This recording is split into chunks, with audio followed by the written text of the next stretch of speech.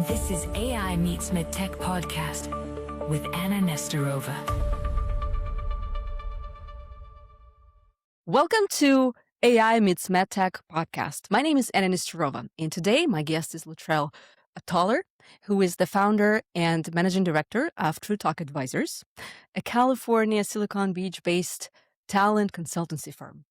Luetrell is a career coach, the talent strategist, and somebody who really has a deep knowledge of the human side of the organizational change. And this is why I invited him today to join me on my podcast, because his perspective is so valuable in the era when AI is moving into healthcare field and other fields as well so fast. And the biggest question nowadays is not that does the technology work, but are the people ready for it? And we all hear all the news about AI replacing people, the workforce shift, how training is changing, how hiring is changing. And I think Luetrell lives those things every day. Luetrell, welcome to AI Meets MedTech. Thank you. And I'm so glad you're here. Thank you. And I'll always say yes when the studio is so close to my office. So you'll get a yes from me every time. Thank you. Well, let's jump right in. I really have lots of questions for you, especially from that perspective of talent acquisition, talent strategy. I'd like to know from your vantage point as a recruitment specialist and career coach, do you think that AI is actually changing the way of hiring, how companies are hiring people? It is, but not in the way that necessarily people think. I think people are finding some efficiencies with AI, and it's actually creating some inefficiencies. But companies from especially larger organizations are trying to figure out a way to integrate AI into their interview process. But there's almost this over-reliance on the tool without as much thinking about the outcome that they want. So they're trying to they have this shiny new tool and they're trying to figure out a way to use it as opposed to having a great optimized interview process and then figuring out how do we bring in this tool to make it even better.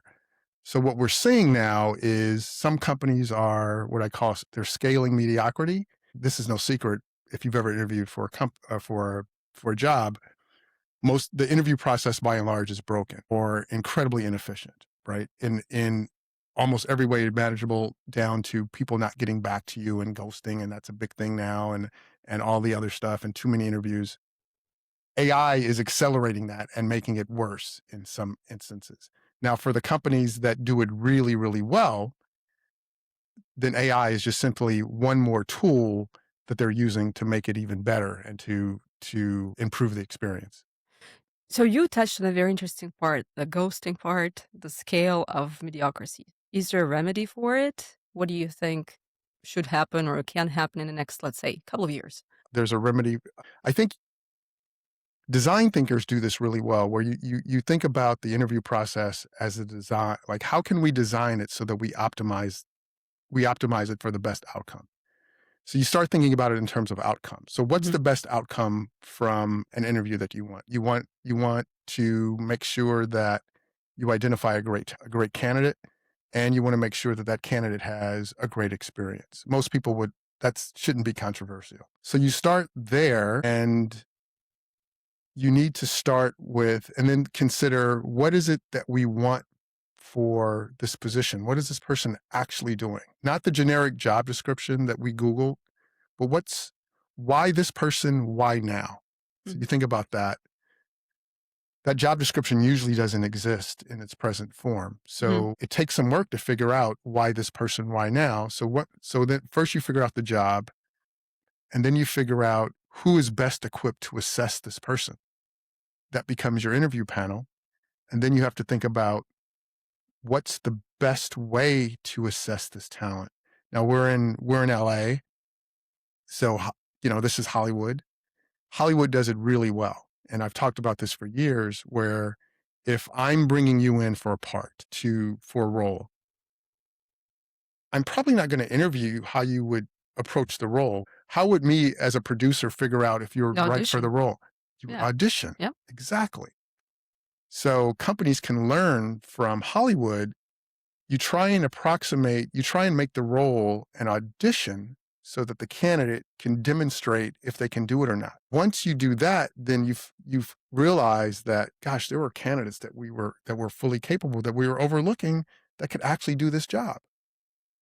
How do you really get to the point of interview? I know that many people who are watching us in the current market, they're probably looking for jobs and they're sending resumes and they're trying to reach out as many companies as possible and they get no reaction. How do you really get to that point? Because that's where I find there's a little bit of a maybe a wall that they're Disconnect. facing. And going back to AI question, I know that many people are using AI to write resumes, to adapt Let's get to that. resumes, to trick ATS. So that's another part of the question, and I know many people in the audience have in Sure. mind. So what Right. what do you think about that? Great question, by the way. So AI is doing something to resumes. It's making them all the same. So what Hmm. people are doing is they're putting the job description in, they're putting their AI created resume in. So now the people who are assessing the resumes, that first line of people, can't really tell what the person. Everyone's resume looks the same, so they can't really tell. My recommendation to break through is, if they are truly qualified, is to connect with people within the organization, including the hiring authority, to start there. Right. In addition to applying, but oftentimes applying is the return on your time in applying. If you may have even experienced this when you Yep. were looking for jobs. I don't know if you get a 1% return, right? So Yeah. I would go directly to the hiring Yeah. authorities or go to people within organizations and then have them facilitate an intro. Yeah. And if we were talking about era of AI, as that's the general theme of my podcast, do you think in the future we will have companies have more demand for truly domain expertise or for tech savvy generalists? I hate to make predictions, but I can base it on what I'm seeing Yeah. now.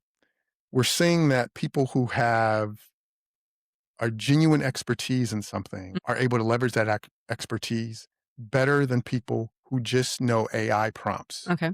And we're seeing that. I posted something on LinkedIn a couple Hmm. days ago about that. Hmm. So it's almost like there's this drive to find true experts, to know what's good and what's not good. The prompt writers don't know that. So I will make a prediction that the prompt writers will work for the people who know what good is. Hmm. The people who know what good actually is may or may not know AI that well, but they'll have taste and they'll have expertise. And what's would be valued. So in a commoditized world, and AI is commoditizing it, right? It's Yeah. scaling mediocrity in some respects. It's the people who actually know what's good who will stand out, which could give experienced people who have the education and the expertise in an area an advantage. Okay. And what would be your recommendation for people who are looking for jobs right now in the era of AI, as we call it? What types of skills or maybe tools they can use right now to be more visible, or maybe they can learn, or maybe they can be, aware of? Because you said the domain experts will stay relevant, but they may need to hire someone who can utilize AI better. Do you think some domain experts also should shift their focus on AI skills? Don't get me wrong.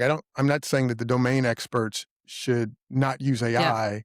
They'll use AI, again, like the companies, Yeah. they'll use it as a tool to leverage what they're already good at and to leverage what they already know. Yeah. They can look at the output that AI puts out and they'll know what to do with that better than someone who is not an expert. That's So true. Yeah. so the people with domain expertise, it will actually make them tremendously better. They'll have tremendous more reach. They'll be able to leverage AI far better. So Mhm. your question is, should they learn it?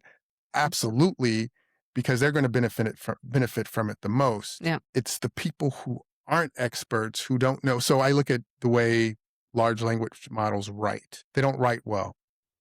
But you wouldn't know that unless you're a good writer. So it writes very confidently. Yeah. Looking at that, you'd go, oh my gosh, this makes perfect sense. But a good copywriter would Yeah. look at this and go, that's not going to be impactful. And that That's comes from horrible. your background, your Right. journalism background, Right. right? So Or anyone yeah. who writes well Yeah. would know that this is not good writing. Mhm.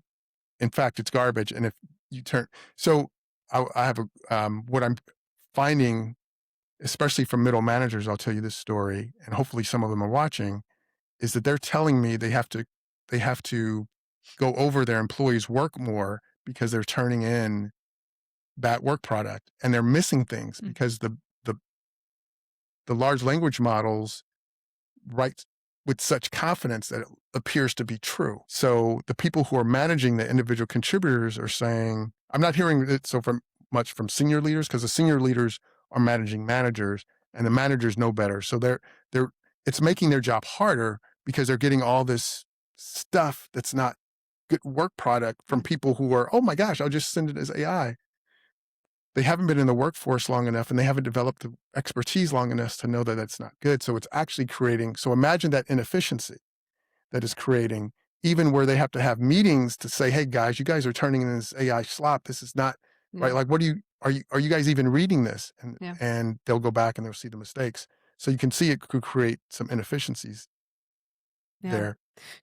If you would give a suggestion to people who are just starting their careers, what would you tell them? Shall they learn the basic writing skills, go back to how we learned it before? Would that be your suggestion in order to actually succeed in their roles so they don't provide that poor work? That's a great question. And I'm dealing with this, a father of a teen daughter, right? Yeah. My advice would be to not over index on AI, Yeah. to continue to read books, to Yeah. continue to write, to continue to write longhand.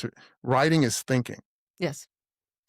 The danger of using a large language model too much is that you don't develop that part of your brain. So my advice would be the same advice for people with social media, is to take breaks from it and do the hard work and the heavy lifting of learning and writing and thinking, because large language models don't think. They're just giving you back patterns to Yeah. recognize that, but it gives it back so confidently that you think it's thinking, but we're not there yet, even with machine learning to some respect. So my advice, which is a great question, is to don't stop thinking. Continue to do a lot of the work yourself, but still use the tool. Like, there are amazing tools out there. Yeah. For example, the note-taking tools. Mhm. That's been a game changer for me and a lot of my clients. My clients love it. So we'll meet, say you're using Read AI. It'll take all the notes from us Yeah. and we can interact with that. That's been absolutely fantastic, right? So it frees us up. So now I can lock in on this conversation. Yeah. Whereas before I'm like, Yeah. Yeah. so you imagine business development people and salespeople, how much that could help them. Yeah. Right. So now they'll capture everything from the conversation and not just the things that they Yeah. did in their notes. Yeah. And if we talk about someone, let's say mid-career, so we talked about people in more junior position right now. We're talking about mid-career people. What advice you can give them? Because I think there's a big wave of concern that is happening right now, and I know partially it's being promoted by media.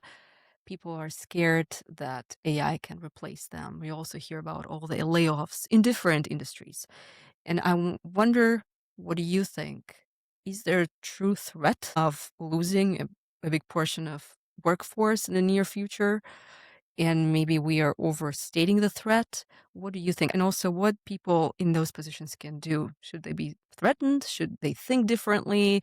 Should be Maybe they should be ready to, I All don't right. know, So reskill. yeah, the candid answer is yes, they are threatened, but Hmm. it's not because of anything they're doing or not doing. There are forces bigger than them, and we're Hmm. seeing that play out. So here's what's happening. People will, and you mentioned the media mentioning it, companies are taking this in, leaders are taking this in, and they're saying, gosh, we don't need these people because we have AI. That's not necessarily true, but if they think it's true, the person's going to be impacted anyway. Yeah. I think was it Salesforce that even said we overreacted and now they're bringing some people back. So companies are going to overreact and middle managers are going to have very little control as to what they can do to save themselves. That's just the reality. But my advice to them would be, yes, learn the tools, know that they may be impacted, and network like they've never networked before and make connections and continue to develop their expertise. Because just like anything, for those of us who are old enough to remember like the .com and all that stuff, there's an overreaction and then it comes back. Yeah. Right. So know that people will probably overreact. You'll probably be impacted, but make sure you're okay if that does in fact happen. Continue to develop your skills domain expertise and continue to network so you have connections and a place to go if you are impacted. I don't know if there's one thing they can do to protect themselves. That's just sort of the reality of I mean, let's just say of capitalism, right? Like the forces are bigger than them, but they can do some things to sort of pivot once if it does happen. And I do think historically healthcare was a relatively slow and more protected field, I would say, if we would compare to other industries. But even then, right now, yes, the question is no longer is the technology, does the technology work? The question is, are the people ready? And it seems like there are pushbacks. People are not ready for new tech, and there are some amazing technologies coming out for patient care, and some hospitals are adopting them. So it's a big change, and I think many people are not ready for it, and they have to somehow get ready for it. And I do think healthcare still is relatively slow, but we To all hear adapt. about that. Yeah, we have shortage of nurses. We need to replace them. The AI now can help with this. They can replace, I don't know, some doctors, some surgeons, even some people say. Mhm. But do you think it's true from your perspective? Do you think AI can replace the healthcare sector? I can even speak to the industry. Some of my Sure. clients were sort of are tangential to that Yeah. space. You're fortunate to be in a space in an industry that's growing, that's doing incredibly Yeah. well, and they are investing resources, and they're not for as far as I've heard, they're not having these mass layoffs Yeah. like tech, right? So they're investing right now. Yeah. Probably a good space to be in, right? If you just had to pick a space that you're going to be in, you want to be in the one that's growing and the Yeah. way they're investing. My thinking is they're probably going to be a little more thoughtful and less reactive because they're doing so well. If the profits are rolling in, you don't need to overreact. You don't need to cut costs. Yeah. Let's say mid-career person in healthcare, should they be threatened? Do you think they can You upskill, or yeah, should they feel relatively comfortable in that space? I think from an outsider's perspective, that industry, they're probably going to be okay for the foreseeable future. Mhm. There's no forecast about the industry. Everything I read and see Yeah. is it's going up, and Booming. there's new technology, and there's new innovation, and there's new ways. People are trying to find ways to deliver care. I think the cost is a big thing in that industry, right? Like if someone can figure out a way, be it a government entity or private sector, Yeah. to solve that, then Yeah. that I think if AI can be used to lower the cost, that's where the opportunity Yeah. is, which is, and that could be what, a trillion. I'm just throwing a number. The opportunity to lower costs could be huge for someone. Mhm. This is AI Meets MedTech podcast with Anna Nesterova. So part of my audience who's listening right now, they are looking for jobs and they're trying to be prepared for what's coming or Mhm. the reality we're already in. But another part of my audience are the people who are in management positions in companies, organizations. And I wonder if we could talk a little bit more about how they should approach hiring process, because that's your expertise, and how they should approach finding right candidates and maybe not scaring people with all Right, those statements. We're going to lay off half right, of the right, staff. We're right. looking for efficiencies. We don't care. Like what kind of advice you can give them? What are your thoughts about current state of events on the Yeah. organizational Uh, side?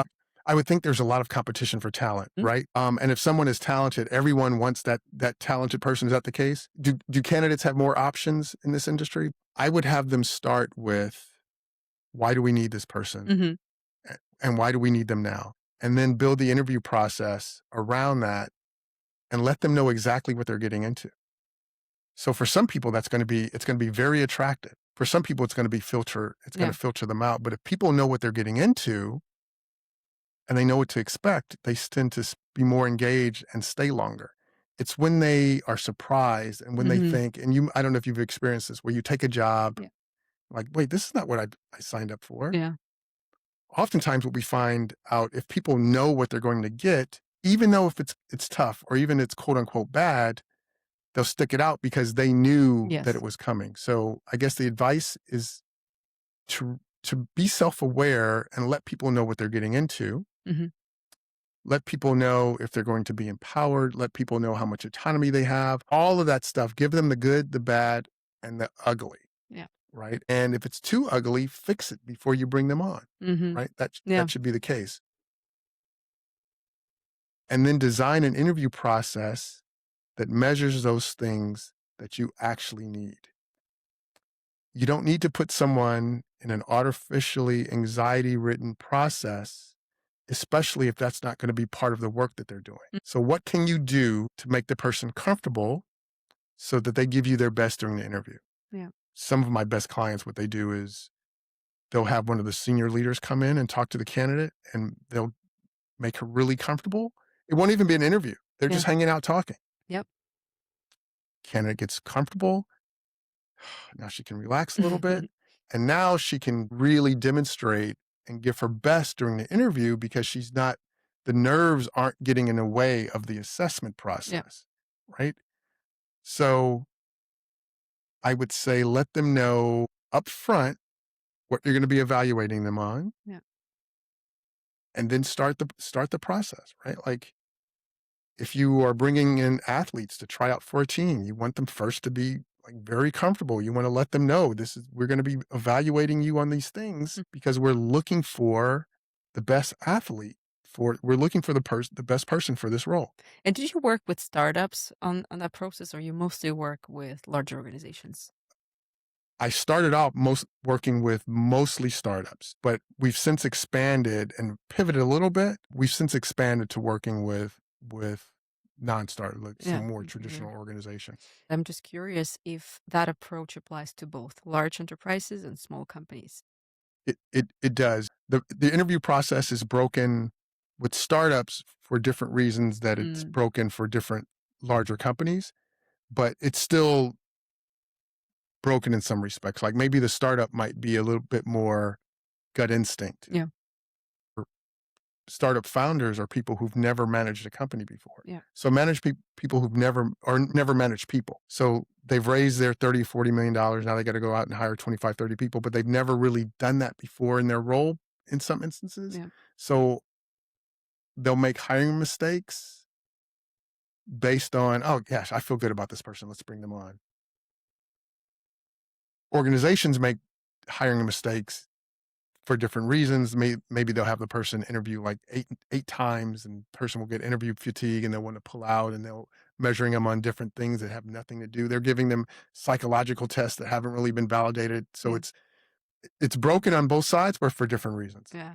Actually, talking about those 8 interviews, I started hearing more and more of those stories that now, because the market shifted, employers actually put candidates through 5, 7, 8 rounds of interviews.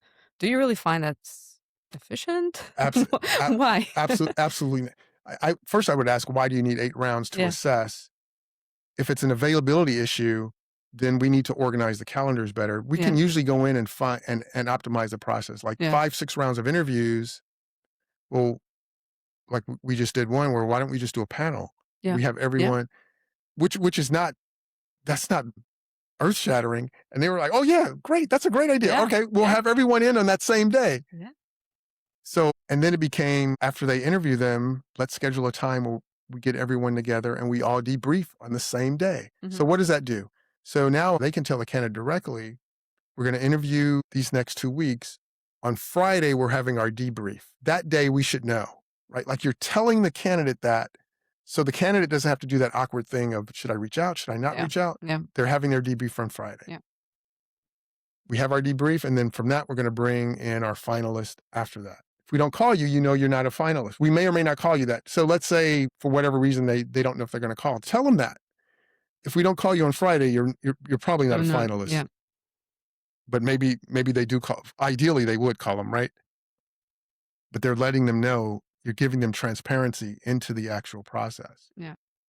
I do agree that transparency should play a bigger role for sure, and especially with AI theme, because we kind of get back to that theme again and again. Yeah, and then people, if the candidate's thinking, man, are they using AI to screen me out? Is that what's Yeah, going on here? yeah, yeah. I speak to people who are looking for jobs right now, and that's their concern. Do companies use AI now? Why am I not doing this? Or why everyone is talking about adjusting resume for AI, and ultimately leads to a lot of misinformation on the resume. Absolutely. And then obviously because you're trying to break the system, Mhm. break play the game. Trying to, yeah, That's the yeah. new thing that I see right now. That's the trend that I see among my friends and former colleagues. It's an interesting shift that I notice. So you're seeing the same thing that we're seeing. Yeah. If I were them, what I would do is, since everyone is trying to hack the system, I would hack it in a different way by over-indexing on doing the things that only humans can do Mhm. and go the other way. So while everyone is trying to optimize their resume, Yeah. go the other way and just invite the hiring manager to coffee Mhm. or someone there for coffee, like an actual meeting. Yeah. Because I work with a lot of people who are pivoting careers, we over-index on that, right? Yeah. And if they happen to be charismatic, like yourself, right? Yeah. If you were one of my coaching clients, I would over-index on literally getting you in front of people and having meeting because you're compelling in person.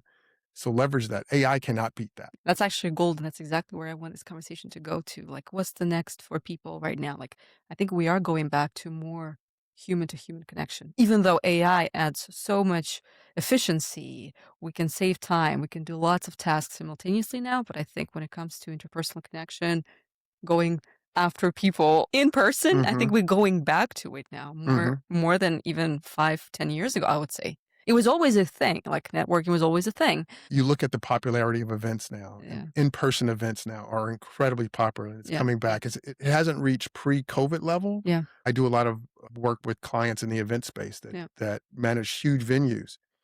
A lot of that, and they're doing exceptionally well because people want that human connection. You think about all the things that technology has made more efficient, but the things that it's taken away, Mhm. and people are getting away for dating apps, right? So the people who invented dating apps were trying to improve the efficiency of dating, but think about all the things you lose by swiping right Yeah. and swiping left, right? Yeah. Like all the serendipitous interaction that you could have, and all the spontaneous stuff, and all the skills you learn, and all the stuff that happens from those random encounters, from going to a social event to meet someone and doing it in person, and the angst you feel from walking across a crowded dance floor and asking a perfect stranger to dance. There's value in that Yeah. as a human being. Yeah. And so then losing that, and we're seeing that with the younger generation, right? Like they tend to be more isolated. They stay in their rooms longer. They are glued to the screen. So think about even like, let's say Netflix Mhm. has made into an algorithm, Yeah. right? We think you might like this, Yeah. and we'll deliver it right to your living room, so you don't have to go out and experience in the theater with other people. You're not going to have these discoveries. We're going to give you what we think you want. But humans Mhm. weren't built that way. We were built to dabble, Mhm. like to figure things out. We talked about product market fit, where companies try and find a product market fit and people try and find a Yeah. product market fit. You find that through dabbling, through trying different things, and the tech can make it more efficient, but take some of that away. So I would say to just be aware that there's a profit motive behind the tech that's not necessarily behind your best Yeah. interests. So make the tech work for you instead of you working for the tech. Yeah. I like that. I like that a lot. And if we kind of going into more futuristic theme of this conversation, do you think that AI will replace a big portion of human work? Or do you believe that it's an overstatement that we see right now? Shall we go and get skills like physical skills versus Mm, intellectual skills? mm, Shall mm. we think long term, let's say next 5 years, maybe my job as an intellectual domain expert will no longer be needed because that's what we hear right now that all the tech uh, founders are talking about. So I wonder what do you Well, think? I didn't make predictions, but I'm a bit of a armchair historian. Mm-hmm. And if you go back and look at history, first they said robots would replace people. None of that has actually happened. So I'm hesitant to make a prediction, but I can say what I'm seeing come back is, so remember that movie Revenge of the Nerds? Mm-hmm. So the nerds were the bad guys in that. Now it's becoming this sort of revenge of the humanities. So it's unlikely that you're going to be made obsolete you can make yourself. So here's what I mean by revenge of the humanities, right? Like if you're an engineer major, maybe also double major in philosophy, because that thinking, we're going to need that more so than ever. We're going to need people to know again what good taste is, Yeah. what good is, right? That's So English majors are going to be musicians, people like who can actually play and learn music and read music. All this stuff, right, is this humanities. These so-called soft skills are going to be now made to be even more valuable because you can't commoditize them. So this idea is to lean into sort of the humanities and the stuff that makes us human more. It hasn't happened yet. Like we haven't been replaced by the technology at this point. The mundane work, absolutely, but people have been saying that we're going to be replaced for years and years and years. It still hasn't happened. There are forces who are trying to force it on us, but you got to think there's a profit motive behind that, right? Like they're trying to sort of make this the case. It's not inevitable, right? We could pass legislation and regulations like protections to sort of limit the impact of this. So it's not like there's this inevitable march of AI and it's actually going to happen. No, there are people who are trying to make it happen for their own reasons.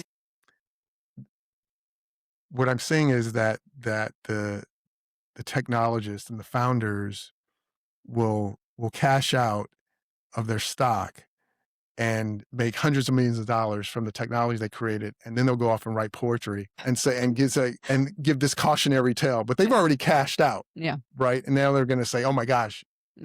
So I think for us as people, consumers of technology and users of the technology, is to be mindful that the forces that are pushing it on us have a different agenda that's not necessarily in our best interest, and to keep that in mind. But going back to answer your question, I think if you just remember the things that makes us human and be good at those things, we're probably going to be fine.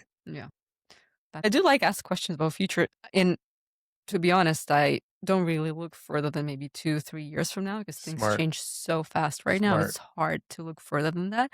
But what do you think about the concept of AI matching candidates, organizations, skill sets, even personal traits, and kind of overruling the HR process, recruitment process that we know as is right now? I heard those concepts from different people, and I wonder, what do you think? Because what I heard, there's a platform that's been built where young candidates can put their interests in and what type of I think they also go through some tests, etc. And AI matches them with the organization or the potential job post, etc. So what do you think about that? Do you think that will be more and more usable? Or maybe as an alternative, maybe you'll think more of people like you who would be more of a consultant, third party, independent human who would do that versus AI. So what do you think? Part of a startup, I was doing some work for a startup back in 2018, and where they're trying to use machine learning to do something similar. We're not quite there yet. What the technology is getting good at is there's an aspect of recruiting called sourcing, which is exactly what it sounds like, where you're trying to find candidates based on a criteria that you think might be a fit, based on profiles that you see from all over the web. So maybe it surfaces you and says, okay, Anna might be a fit for your job, Luetrell. But I don't know that until I actually have a conversation with you. So the part that it can create an efficiency is to be better at the sourcing. These people are, based on these signals that they're giving, we think that they might warrant a conversation about the role, but you're still going to have the conversation to find out what their career aspirations are. Are they in fact a fit? Like some of the other things. Is this the right time for them? It's name generation. Very tedious, very time consuming.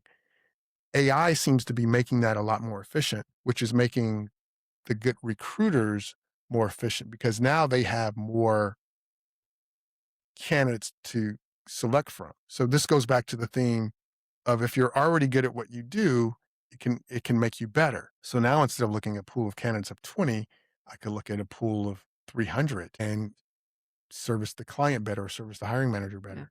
Awesome. Excellent. But there's one question I like to ask my guests as a common theme. Maybe, let's say, in 5 years, we'll revisit and ask the same question again. And that question is related to AI and medtech and healthcare. As a patient, as of now, would you trust AI to diagnose you and treat you, or you still will go to a human doctor? Would you feel comfortable with AI fully diagnosing you and being your care provider? So it's been validated Okay. that we know this works. Yeah. And we know this works in this specific application. Yeah. Because I'm all about what does the data show? Mm-hmm. Because everything other than that, it's just theory. If the data shows that this is in fact validated and there's a human involved, I You okay? absolutely would. Okay. Absolutely would. Okay. Do you think the human-to-human interaction will be missed? Are you saying at the exclusion of the human? Yeah. Oh no, I wouldn't want that.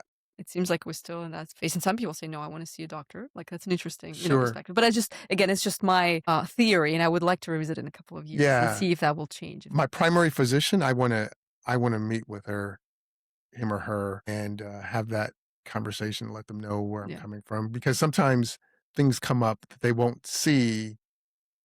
Like they'll notice something. Oh, something could happen during that conversation. Oh, you don't seem right. Right. We still need that human element. Yeah. But if it was just something like, oh, we're going to use AI to look at your data, your MRI, we can use this AI in lieu of getting you an MRI. Something like that, absolutely would.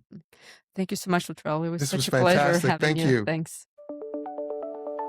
This is AI Meets MedTech podcast with Anna Nesterova.